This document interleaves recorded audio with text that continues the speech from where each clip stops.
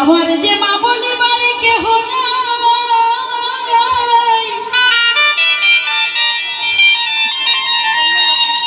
একবারে আমায় মা বলে ডাকো,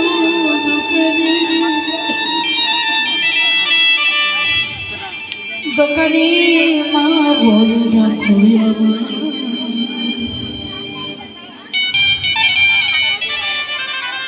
দোকানে তাড়াতাড়ি মা বলে ডেকে আর বললেন, মা আমি তোমায় আমি পরীক্ষা করে কেটে নিলাম, আজ থেকে এই বলধর হবে আমার প্রসাদ স্বরূপ। এই জীব জানবে আজ থেকে এই বলধর রোপণ করে যে বৃক্ষ হবে, সেই বৃক্ষের পাতা দ্বারা আমি পূজিত হব, যে বৃক্ষের ফল হবে ওই ফল দ্বারা আমার সেবা হবে, এছাড়া আমি অন্য কিছু গ্রহণ করব। ধরা মাকে কথা দিলেন মহাদেব, সেই জন্য যে বৃক্ষটি রোপণ হলো সেই বৃক্ষের নামটি হলো শ্রীফল গাছ, মানে বেল গাছ।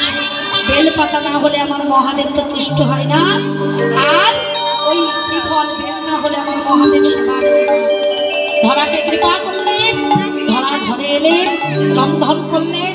যখন ওই রন্ধনের সেবার পাত্রটা এগিয়ে দিল, ধরা যতই ধরে রাখুক না কেন মা, ওই দুফোটা রুধির আমার ভগবানের প্রসাদের পাশে পড়লো। আমার ভগবান চমকে উঠে বললেন,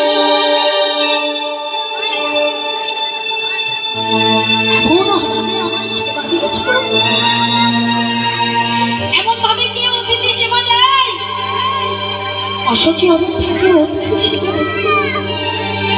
আগে তো বলতে পারতে তুমি অসুচি, তাহলে আমি সেবা নিতাম না। ধরা মা আমার ব্রাহ্মণের চরণটা জড়িয়ে ধরে বলছে,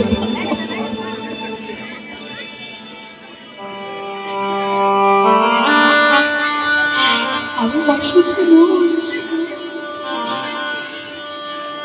আমি ব্রাহ্মণ সেবা দেওয়ার জন্য আমার দেহের কিঞ্চিত অঙ্গ কেটে আমি দান করে বিক্রি করে এসেছি।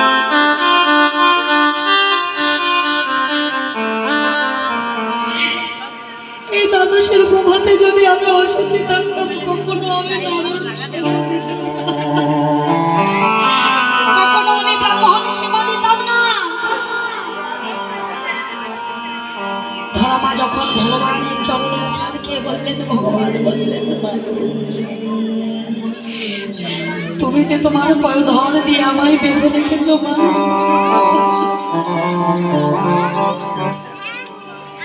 বলো তুমি কি চাও? জলে ভাসতে ভাসতে বলছি, আমার তো কিছু চাওয়ার নেই, তবে আমায় কথা দাও, জগতে তো আমার মা বলে ডাকার কেউ নাই। যেদিন আমার চাওয়ার সময় হবে,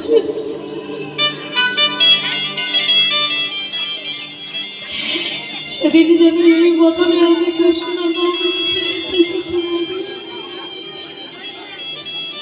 যেদিন আমার যাওয়ার সময় হবে, সেদিন যেন আমি ওই বদলে খানা দেখতে দেখতে এই নয়নে দেখতে সেদিন যেন আমি চরণ তোলা থেকে বঞ্চিত না হয়ে দয়াল আমার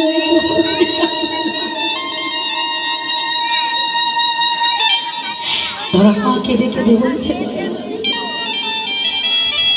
আমার চরণে ছাড়া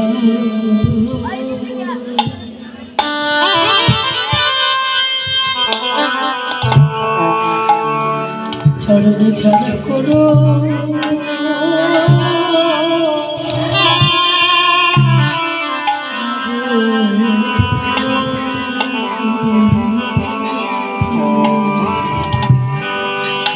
যেন চরণ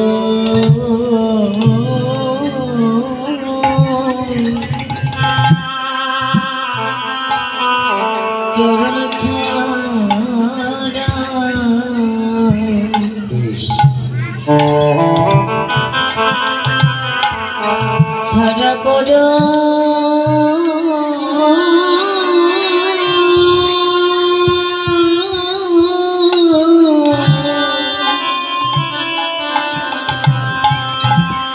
করুণা গো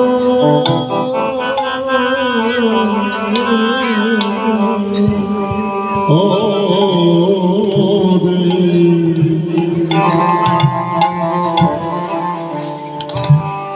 বহে বৈষ্ণব ঠাকুর